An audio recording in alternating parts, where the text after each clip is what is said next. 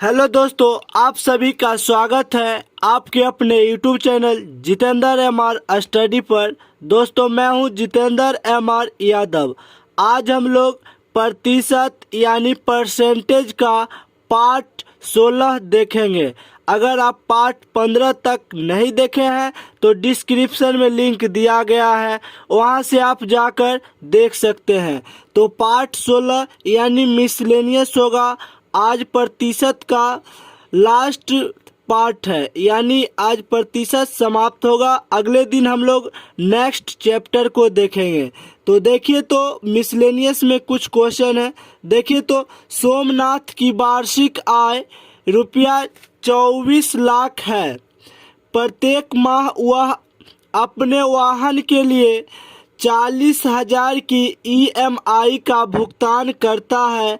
उसकी मासिक आय का कितने प्रतिशत ईएमआई में व्यय यानी खर्च होता है। तो सबसे पहले देखिए, तो सोमनाथ की वार्षिक आय जो है दिया हुआ है, तो लिखेंगे। जैसे यहाँ देखिए, तो सोमनाथ की वार्षिक आय, तो यहाँ देखिए तो वार्षिक आय, सोमनाथ की वार्षिक आय जो है दिया हुआ है 24 लाख रुपया है। सोमनाथ की वार्षिक आय जो है 24 लाख रुपया है।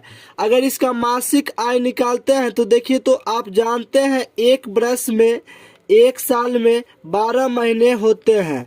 तो देखिए, तो 24 लाख यानी वार्षिक आय जो है सोमनाथ का 24 लाख है। अगर 12 से अगर भाग देते हैं तो मासिक निकल जाएगा। देखिए, तो 12 दूनी 24, यानी कि आप कह सकते हैं 2 लाख रुपया होगा। मासिक आय जो है सोमनाथ का 2 लाख रुपया हुआ। तो आपको अब क्या करना है, जैसे कि देखिए, तो जैसे मासिक आय तो 2 लाख, अब वार्षिक आय 24 लाख है, जिसमें से मासिक आय हम लोग निकाले तो 12 से भाग दिए। 12 से भाग क्यों दिए? चूंकि एक वर्ष में 12 महीने होते हैं, तो 12 से भाग दिए, यानी एक महीना मासिक आय 2 लाख रुपया निकला। तो प्रश्न में कहा गया है कि उसकी मासिक आय का कितने प्रतिशत ईएमआई में खर्च होता है। देखिए, तो ईएमआई का भुगतान कितना करता है? 40,000। ईएमआई का अगर प्रतिशत निकालते हैं तो देखिए, तो ईएमआई का प्रतिशत, तो देखिए, तो प्रत्येक महीना जो है ईएमआई 40,000 पेड करता है, यानी खर्च करता है, 40,000 जमा करता है। और कितना में से? तो मासिक आय में से। तो मासिक आय को नीचे लिखेंगे, यानी कि 2 लाख नीचे लिखेंगे, और प्रतिशत में बदलने के लिए 100 से गुना करेंगे। अब देखिए, तो जैसे कि आप जानते हैं, यहाँ देखिए तो 2 जीरो से 2 जीरो कट गया, और ये 3 जीरो से यहाँ 3 जीरो कट गया। अगर 2 से 40 में भाग देंगे तो ये 20% आ जाएगा। यानी कि ईएमआई जो है ईएमआई का प्रतिशत 20%, जो कि ऑप्शन नंबर ए में दिया हुआ है। नेक्स्ट क्वेश्चन देखिए, तो औसतन मीनू अपने मासिक वेतन का 15% खरीदारी, रेस्तरां और मॉल में जाने पर उपयोग करती है। शेष 40% घर के खर्च में उपयोग हो जाता है, और 45% उसकी बचत में जाता है। यदि एक महीने में वह घर पर 40,000 रुपया खर्च करती है तो उसकी वार्षिक आय कितनी है। तो सबसे पहले क्या करना है, जैसे देखिए, तो यदि एक महीने में वह घर पर 40,000 खर्च करती है, यानी देखिए, तो रुपया में दिया हुआ है 40,000 खर्च करती है, यानी कि रियल मान दिया हुआ है 40,000 खर्च करती है एक महीना में। और एक ही महीना में जो है प्रतिशत में 40% घर के खर्च में उपयोग में खर्च करती है। देखिए, तो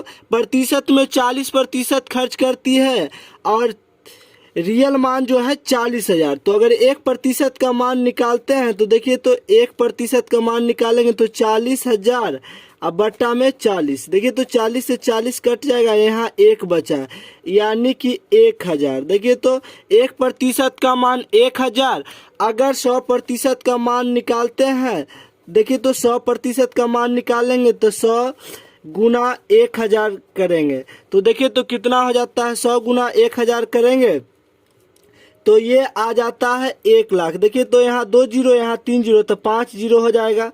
देखिए तो यानी 100% का मान जो है 1 लाख रुपया हो गया।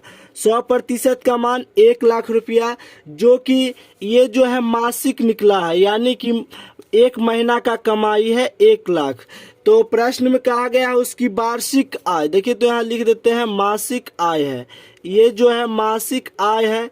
अगर वार्षिक आय निकालते हैं तो आपको क्या करना पड़ेगा, 12 से गुना करना पड़ेगा। देखिए तो वार्षिक आय निकालते हैं तो क्या करेंगे, 12 गुना 1 लाख। देखिए तो 12 गुना 1 लाख करेंगे तो कितना होता है, 12 लाख।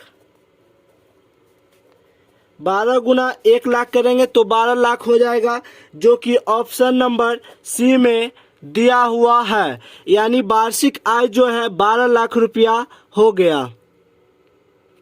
नेक्स्ट क्वेश्चन देखिए तो किसी संख्या का 8वां हिस्सा उसके कितने प्रतिशत के बराबर है। देखिए तो किसी संख्या का, तो मान लेते हैं माना कि संख्या क्या है, x है।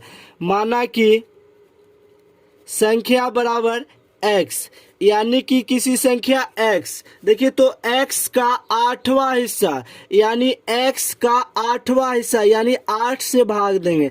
जितना हिस्सा निकालना है उतना से भाग देंगे। यानी किसी संख्या x है और 8वां हिस्सा, तो 8 से भाग देंगे। और उसके बाद प्रश्न में कहा गया है 8वां हिस्सा उसके कितने प्रतिशत के बराबर है। उसके कितने प्रतिशत पता नहीं, तो मान लेते हैं, देखिए तो यहाँ मान लेते हैं y% के बराबर है। देखिए तो y% के बराबर है। तो आपको क्या करना है, जैसे देखिए तो यहाँ y% के बराबर है।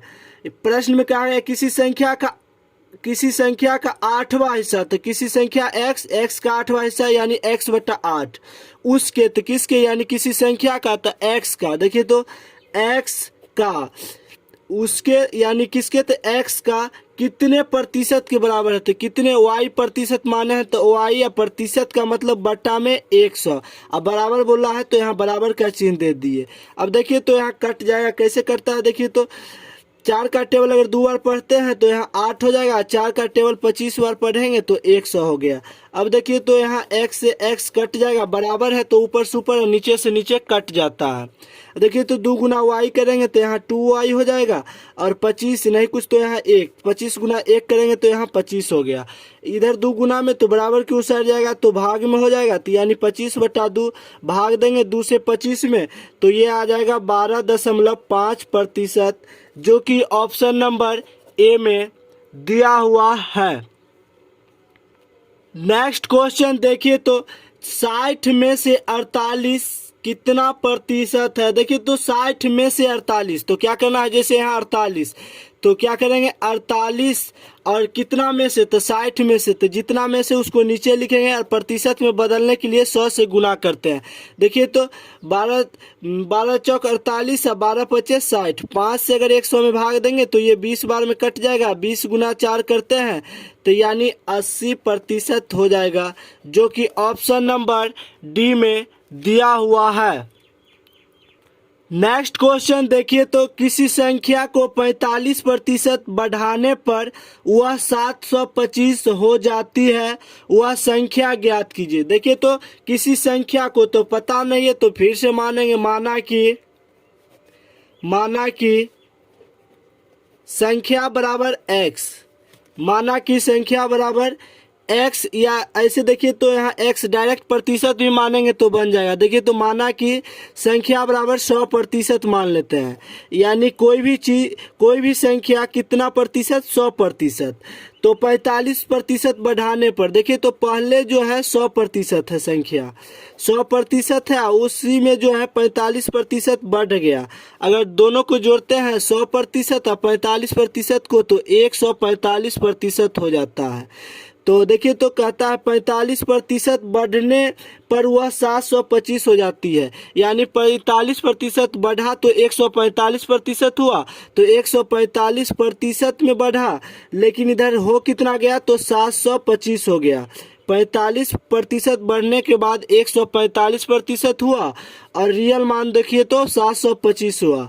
अगर 1% का मान निकालते हैं तो देखिए तो 725 और इधर 145 गुना में है तो इधर आएगा तो भाग में। 145 से 725 में अगर भाग देंगे तो ये 5 बार में कट जाता है। देखिए तो 100% माना की संख्या कितना 100%। 100% का मान निकालते हैं तो देखिए तो 100 गुना कितना 5। 1% का मान 5 तो 100%, तो 100 गुना 5 करेंगे तो ये आ जाएगा 500, यानी 100% का मान 500, जो कि ऑप्शन नंबर ए में दिया हुआ है। नेक्स्ट क्वेश्चन देखिए तो किसी परीक्षा में 85 में से 40 छात्रों ने 50% से कम अंक अर्जित किए। 50% से कम अंक प्राप्त करने वाले छात्रों की संख्या का 50% अंक या उससे अधिक अंक प्राप्त करने वाले छात्रों की संख्या से अनुपात क्या है। जैसे देखिए तो प्रश्न में कहा गया है कि कुल स्टूडेंट की संख्या जो है, कुल विद्यार्थियों की संख्या 85 है, जिसमें से 40 छात्रों ने 50% से कम नंबर लाया है और 85 में से अगर 40 घटाते हैं तो 45 आता है। 45 छात्रों ने 50% से अधिक अंक या उसके बराबर लाया है। तो देखिए तो मानते हैं जैसे यहाँ 50% या 50% से अधिक अंक। देखिए तो तीर ऊपर बता रहा है यानी अधिक अंक। 50% या 50% से अधिक अंक अनुपात 50% से कम अंक। तो कम अंक को नीचे लिखते हैं। देखिए तो 50% से कम अंक लाया है कितना। देखिए तो प्रश्न में कहा गया है कि 85 में से 40 छात्रों ने 50% से कम, यानी 50% से कम कितना छात्र लाया है तो 40। कुल स्टूडेंट की संख्या देखिए तो कितना है 80 है, तो 80 में से अगर 40 को घटा देंगे तो यहाँ कितना हो जाएगा 45, यानी 40 लाया 50% से कम, तो 45 स्टूडेंट जो है 50% या उससे अधिक अंक लाया है। दोनों को जोड़ेंगे तो कितना हो जाएगा 85। तो देखिए तो इसको काट के छोटा करते हैं तो कितना कट जाता है। 5 की टेबल अगर 9 बार पढ़ेंगे तो 45 हो जाएगा, 5 की टेबल 8 बार पढ़ेंगे तो 40 हो जाएगा, यानी कि 9:8 हो गया, जो कि ऑप्शन नंबर सी में दिया हुआ है। उम्मीद करते हैं कि वीडियो आपको अच्छा लगा होगा। अगर अच्छा लगे तो लाइक, शेयर एंड सब्सक्राइब जरूर कीजिएगा। मिलते हैं फिर किसी नेक्स्ट वीडियो में, तब तक के लिए धन्यवाद।